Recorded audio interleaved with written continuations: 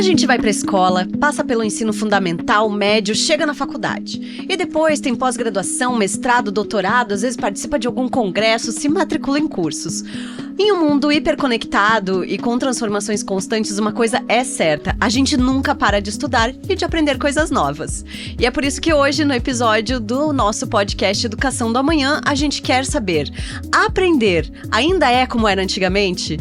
O podcast Educação do Amanhã vem comigo na parceria de Unicinos. Na Unicinos, você é o protagonista da sua própria trajetória, com cursos de graduação conectados com o mercado de trabalho atual. Você tem uma infraestrutura completa e tecnológica para os seus estudos. Conheça o campus de Porto Alegre e venha estudar em uma universidade que te aproxima do mundo. Unicinos, nossa sala de aula é o mundo. Nesse podcast tem comigo uma grande equipe com produção de Rafaela Knevitz, roteiro e apresentação de Larissa Guerra e a operação de áudio e vídeo por Leandro Carvalho. No episódio de hoje eu quero dar as boas-vindas às professoras Janaína Lemos, que é coordenadora do curso de Administração com foco em Gestão para Inovação e Liderança, e a professora Bettina Schuller, do Programa de Pós-Graduação em Educação da Unicinos. Sejam bem-vindas. Muito obrigada. Bom, quero começar perguntando o seguinte: eu sempre faço essa pergunta porque eu acho que pra gente falar de futuro a gente precisa fazer um contexto e pensar um pouquinho no passado. Como era a universidade quando vocês estavam cursando a universidade como alunas? Olha, eu não esperava por essa primeira pergunta. Vamos fazer um TBT. Com muito xerox. Apostilas de xerox. Nossa! E lâminas para projetar a apresentação. Isso. Eu ingressei na universidade em 1900. Quando a gente começa 1900, a gente já... né? Em 1996, com 17 para 18 anos.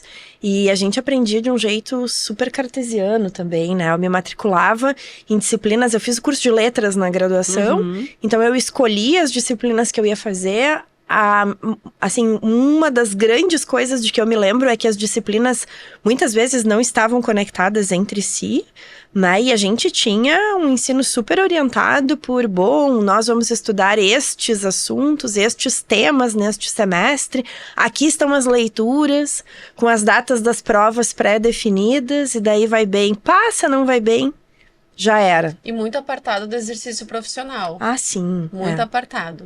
Acho que é uma grande diferença de pensar a universidade hoje. Isso, né? Exatamente. O exercício profissional estava endereçado para os estágios supervisionados, no meu caso, né? Estágios supervisionados do ensino fundamental e do ensino médio. E também em outras graduações era esse o espaço da prática profissional. E hoje em dia, como é? Como a gente chega na universidade? Não, peraí, eu vou começar perguntando o seguinte: como é que a gente aprende, afinal de contas? Já que estamos aqui com uma especialista em educação, uma pessoa que também trabalha num curso voltado à inovação, como é que a gente aprende? É diferente quem aprende, o que você aprende quando você é criança, a forma como você aprende, é diferente do que um adulto aprendendo? Olha, tem um filósofo francês chamado Deleuze que diz que, na verdade, a gente nunca sabe como uma pessoa realmente aprende.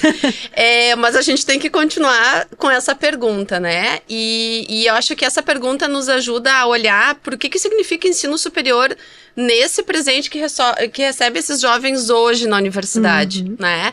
Eu acho que a Unicinos, ela tem essa preocupação muito bonita desde o início de um curso de graduação, que os alunos possam se aproximar dos institutos, dos laboratórios, das bibliotecas, enfim, de todo um aparato que está dentro da universidade, mas também das pesquisas de ponta realizadas e das práticas extensionistas lá com a comunidade na ponta, né?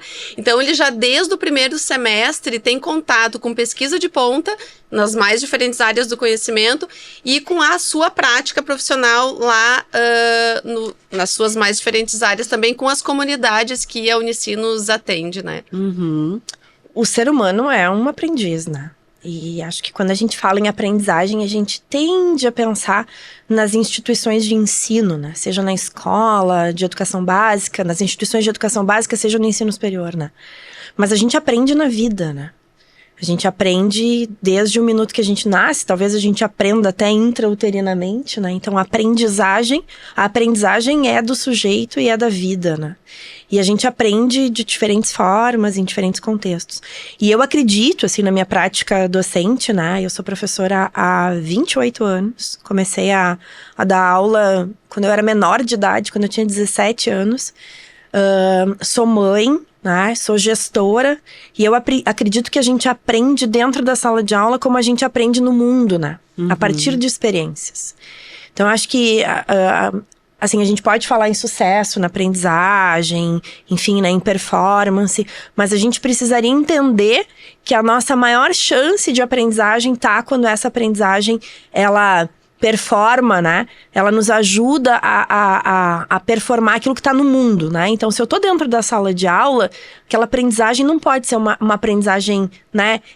Fake. Ela precisa estar muito próxima do mundo, né? Por isso que eu acho que a grande sacada da Unicinos com essa nova campanha, ela resume isso, né? A nossa sala de aula é o mundo. Só é possível aprender a partir daquilo que a gente vive no mundo, né? Posso dar um exemplo em relação a isso? Eu fiquei pensando o quanto não dá para falar de aprender sem falar em formação, né? Então, acho que esse conceito de formação faz a gente olhar, assim, todo esse repertório que a universidade apresenta, né? Mas o que a gente pensa com ele para futuro, né? Para projetar futuro com essa gurizada que está chegando. E tem um exemplo bonito que a gente pode trazer aqui de uma disciplina do programa de pós-graduação em educação, que trabalha filosofia com crianças, em que mestrandos e doutorandos se matricularam, alunos da graduação se matricularam como extensão, e nós íamos até a escola fazer a formação com os professores lá da ponta e a atuação com as crianças. Então, é toda uma interconexão entre a formação na graduação, a conexão com a pesquisa e o exercício profissional lá na ponta, no caso, como professores junto com as crianças nas escolas, né? Que bonito. E acho que conectando muito com o que vocês estão falando, eu queria pensar assim no dia a dia mesmo, né? Se o mundo mudou, obviamente a sala de aula também mudou e a forma como a gente aprende, então, também. Isso, sem dúvida. Eu sou coordenadora de um curso de graduação em administração, um bacharelado, portanto, em administração, com linha de formação específica em gestão para inovação e liderança. O GIL, né? Carinhosamente apelidado de GIL. As pessoas tendem a achar que o GIL é um curso novo, né? Mas o GIL já tem 21 anos, né? Já atingiu a sua maioridade acadêmica. E uma das coisas que a gente procura fazer nesse curso, esse curso é um laboratório de práticas pedagógicas. E existem algumas coisas que a gente entende que são premissas, né, para a educação no GIL.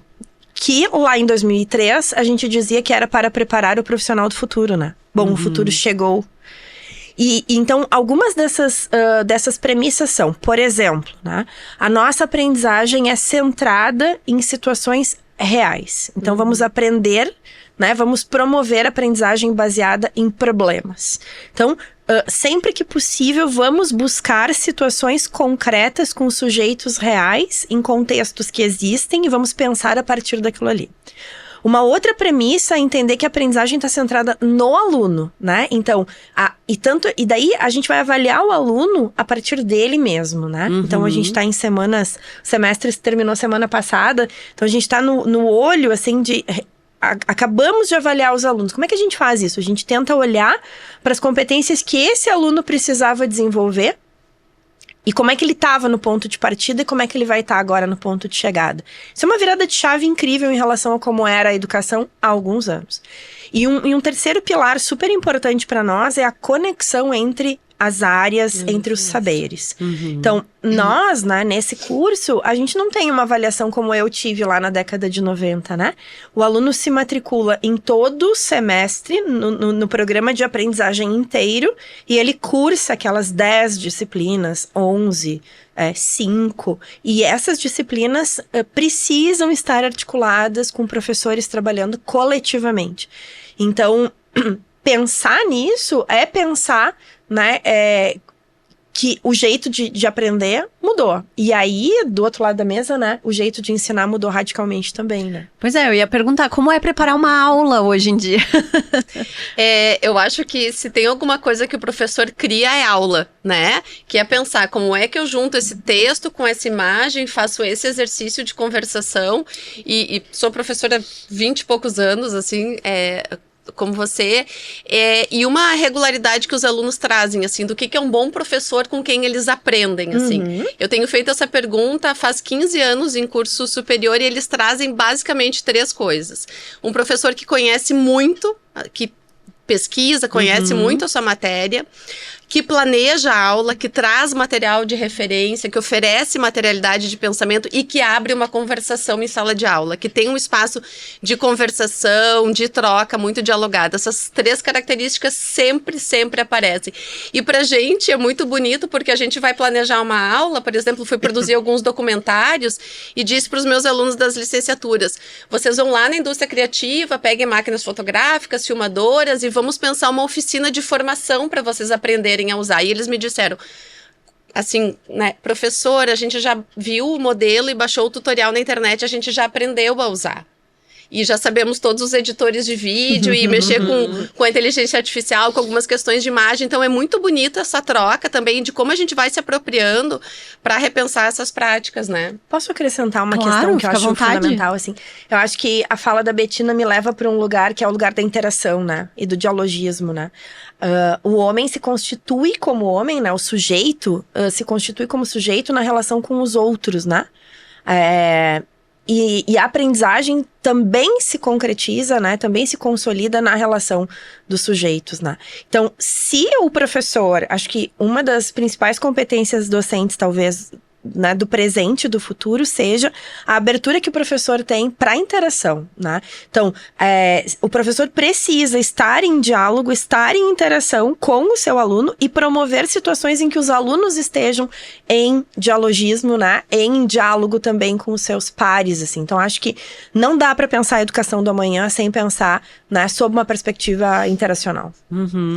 Falando um pouco também nesse aspecto de interação, que eu tô achando tudo muito bonito, mas eu acho que também tem uma outra questão, é de que hoje em dia a sala de aula, o conteúdo, o professor, ele tá concorrendo com muitas outras coisas que dispersam a atenção, assim, né? E eu acho que até o nosso nível de concentração, seja adulto, seja jovem, ele tá bem mais escasso do que era anos atrás. Como que vocês lidam com essa enxurrada de atrativos e conteúdos e celulares e coisas em sala de aula, assim?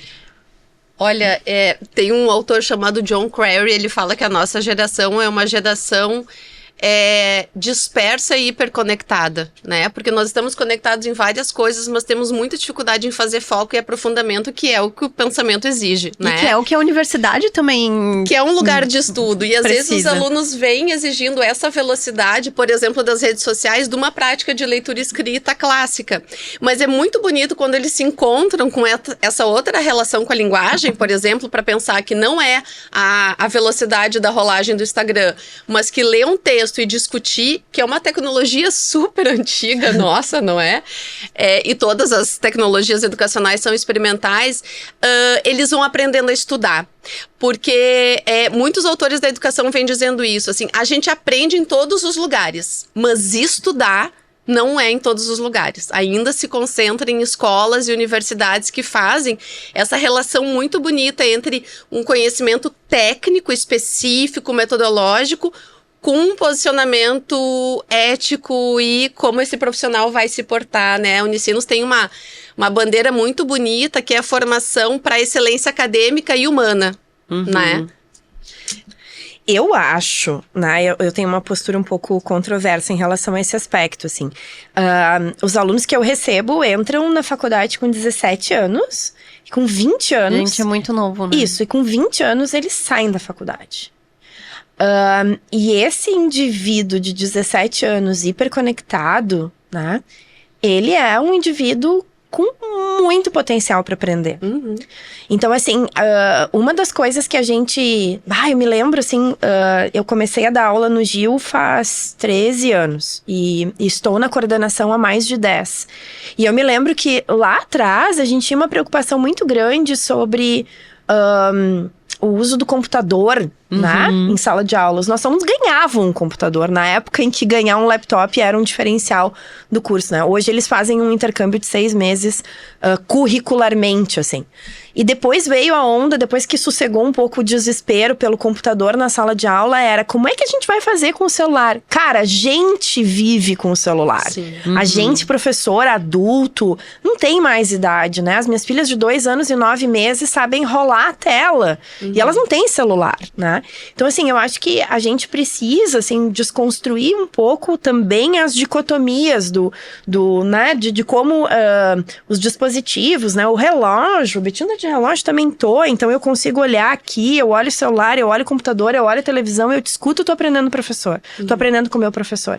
Então, é muito mais do que como é que todos esses recursos podem vir ao encontro, né, daquela situação real que eu tô apresentando ali para os meus alunos em sala de aula, né, Betina?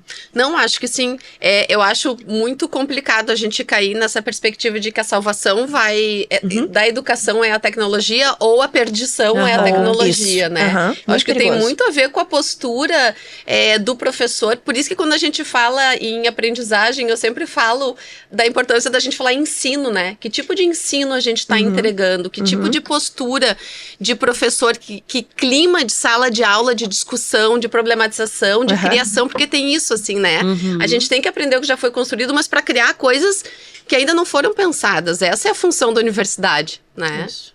Eu tava aqui pensando também num outro aspecto, e eu vi um meme esses dias, que eu me senti muito representada, porque ele falava assim, se você é millennial, você certamente anota tudo. Eu vi.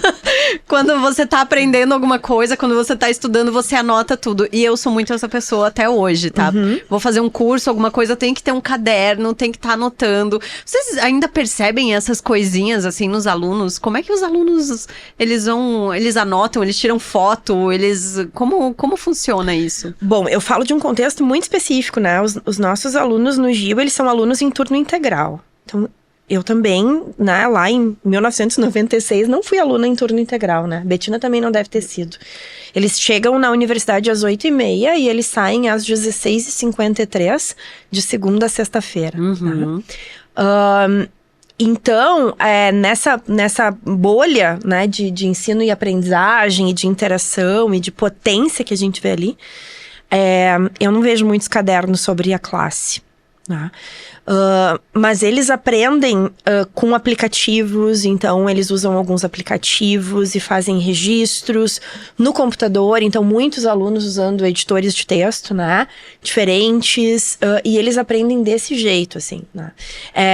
Faz alguns meses que uma aluna me disse, ela estava no 5º semestre, e eu estava numa reunião com ela, uma reunião de trabalho, porque ela tinha uma proposta para me apresentar, e ela disse, não, nós estudamos isso no 2º semestre, e eu, em qual oficina? Só um pouquinho que eu vou buscar as minhas anotações. Então ela tinha um aplicativo com absolutamente todos os registros, e ela usou lá um buscador, buscou lá os conceitos-chave, e ela me trouxe as anotações da aula, daquela atividade acadêmica sobre aquele tópico. Então, assim, eu fiquei, caraca, por favor, vamos parar um pouquinho aqui. Eu disse pra ela, tu pode me dizer que aplicativo é esse? Como é que eu uso? Eu ainda tô me batendo um pouco em relação ao uso desse aplicativo, né? Mas é isso, assim, eles aprendem de outro jeito. Ela não tinha caderno na mão, né? E a gente tem outro perfil de estudante nosso, que talvez seja também uma grande maioria da Unicinos, que são estudantes trabalhadores, né? Isso. Que trabalham o dia inteiro e vão estudar à noite, e já chegam às 19h30, tendo trabalhado o dia inteiro, né? Então, que espaço é esse de interação, de conversação e de estudo e, ao mesmo tempo, de criação que a gente vai oferecer, né? E eu ia dizer que os estudantes que eu atendo, trabalho, usam tudo. Usam muito caderno, usam aplicativo. Alguns pedem autorização para gravar porque querem ficar ouvindo a aula depois, e que importante que pedem autorização, que peçam autorização. Mas tem essa multiplicidade, não é? Nos usos, assim. Tem toda uma pesquisa da neurociência dizendo que quando a gente pinça e escreve, tem uma relação diferente com a aprendizagem de quando a gente digita ou de quando a gente lê no papel ou na tela, mas essa é uma outra discussão. Olha, eu adoro eu fico assim, brisando nesses assuntos, tá? Eu adoro. E outra coisa que eu vi também, assim, um tweet esses dias atrás, e eu lembro que eu até mandei pra uma amiga, assim, que era uma mulher falando o seguinte, ela tava falando em inglês, mas ela disse, olha, vocês podem me chamar de louca, mas em 10 anos saber ler e escrever razoavelmente bem vai ser considerado uma soft skill. Vocês percebem que a gente tá regredindo em algumas coisas, assim, apesar de estarmos ganhando em muitas outras, tá faltando também, porque se você olhar, por exemplo, a nota do PISA, a gente sabe que no Brasil há uma uma questão muito séria em relação ao conhecimento em matemática, a você saber diferenciar um texto opinativo de um texto informativo. Como que vocês observam isso? Pega muito na minha área, porque eu trabalho com práticas de leitura e escrita e filosofia com crianças, né? E eu consigo te responder muito rapidamente em 3 linhas, o que daria para ficar um ano, professor, né? Tem dificuldade de síntese. Mas que a gente precisa de política pública, investimento em escola básica de qualidade, para que os alunos cheguem no ensino superior já com uma bagagem, né? De leitura e escrita, né? A gente teve a pandemia, então a gente pega as crianças que estavam principalmente nas redes públicas em 2020 e 2021, que era o 1º e 2º ano, agora no 5º e 6º ano ou 4º, com muitas dificuldades, né? Questões muito primárias de alfabetização sendo resolvidas agora, né? E que são questões que chegam até nós, né? São questões que chegam até nós e a gente vai olhar para isso de novo, né? O que eu fico pensando e aí eu vou dizer de uma pesquisadora em educação, de que talvez a preocupação não seja tanto em resultados de aprendizagem, né? Mas pelo tipo de formação que a gente está oferecendo, né? Qual é o sentido dos modos como as pessoas leem e escrevem hoje, né? Porque é importante isso, eu saber diferenciar uma informação falsa de uma informação verdadeira, eu saber aonde pesquisar e qual é a importância desse conhecimento. O que eu faço com esse conhecimento? Porque tu disse isso, bom, as informações estão espalhadas no mundo inteiro. O que eu faço? A gente está conseguindo fazer uma curadoria. Aí eu acho que é o papel da universidade, talvez. Eu acho que ensinar o aluno a fazer essa curadoria. Eu acho que talvez um dos poucos ainda lugares que se faça isso são as escolas e as universidades. A gente tem trabalhado desde o começo, né, dos anos 2000 no GIL com a centralidade da competência de comunicação. E agora nosso curso foi revisado em 2023, né? Nós fomos atrás de relatórios, né? De alguns relatórios internacionais sobre as 5 principais competências do profissional do futuro. E por que a comunicação entra em todos os rankings, né? Em alguns entra entre as 3 primeiras competências principais, em alguns entra como 4ª ou 5ª competência, mas vai entrar nesses principais relatórios como uma das top 5, assim, vai entrar, né? E o que a gente está entendendo ali como competência de comunicação, né? Vai ser cada vez mais importante nessa sociedade louca do conhecimento, né? Vai ser muito importante que a gente saiba se comunicar, né? Se comunicar com os outros sujeitos, estabelecer práticas de leitura e de escrita. E quando eu falo escrita, vem aquele lugar lá da escola, do texto, né? Do texto dissertativo. Não, a gente manda mensagem no WhatsApp, manda e-mail. Algumas pessoas mandam e-mail, né? Outras já não mandam mais. Então, assim, a gente conversa com os nossos colegas de trabalho, com os nossos chefes, com os nossos liderados, com as pessoas da nossa família. Então, a habilidade a competência, né? Porque tá pro nível da competência e não da habilidade, mas a competência de comunicação é uma das competências centrais, assim. Se hoje a gente tivesse, né, que em relação a várias profissões, assim, entender... Olha, eu tenho dúvida se eu vou precisar disso ou disso. A competência de comunicação tem sido uma das inquestionáveis. Que loucura, eu estou aqui pensando porque a gente gravou o nosso último episódio sobre tecnologia e eu ainda brinquei com os professores dizendo assim, porque eu olho aquelas matérias de ranking das profissões mais buscadas para o futuro, a tendência, e elas estão lá, a maioria na área de tecnologia e nenhuma fala em comunicação, mas no fim das contas a comunicação passa por tudo isso. É, porque as profissões do futuro, né, se a gente vai pegar lá o ranking das profissões do futuro, né? Se a gente vai olhar com mais cuidado, esses profissionais vão precisar ter competências, né? Ou uma competência muito destacada de comunicação. Então, se a gente olha para uma matriz, profissões do futuro e competências do futuro, independentemente da área, né, de atuação desse profissional, a competência de comunicação vem aí na dianteira das skills que vão ser importantes, né? Quase como uma soft skill lá pelas tantas, mesmo. Eu posso acrescentar a comunicação. Eu acho que falavas do nosso curso de graduação, né? Que foi extremamente disciplinar e foi ótimo, cumpriu o seu papel no tempo que cabia.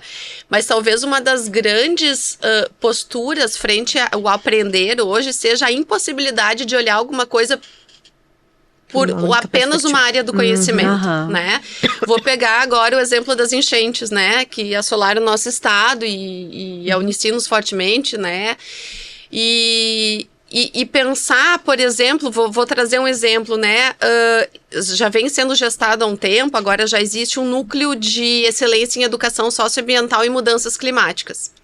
Então, nós tivemos que nos reunir, pessoal da geologia, da biologia, da pedagogia, da história, das ciências sociais, do serviço social, do direito, enfim, das engenharias, para a gente pensar, e nós temos alguns projetos já aprovados, em ações pensadas a partir de problemas. Né? Eu acho que essa é uma questão, assim, como é que a gente pensa a partir de problemas? E acho que, assim, falar em criação é talvez mais interessante do que em criatividade, porque criatividade é respostas novas para os mesmos problemas, né? E a criação é a gente ter a capacidade de colocar novos problemas, novas perguntas, fazer uma antecipação, né? Porque aí a gente consegue produzir respiros, né? E acho que essa dimensão de um pensamento mais ecológico, que não separa o modo que eu vivo, como eu me relaciono com o outro, com o meio ambiente, com a economia, com política, olhar isso de uma forma muito transdisciplinar, tem sido uma pegada muito forte da Unicinos, né? A gente não vai conseguir pensar as nossas questões específicas da nossa profissão, apartadas do modo como a gente vive como ser humano e apartado do outro, porque você tem uma dimensão que engloba tudo isso, que a gente tem uma coexistência radical. A gente falava isso, com humanos e não humanos no presente, né? Então, como é que a gente bota tudo isso para jogo? Nossa, gente, eu acho que renderia, assim, umas 5 horas esse podcast. Vocês vão falando, eu vou pensando em várias outras questões, assim.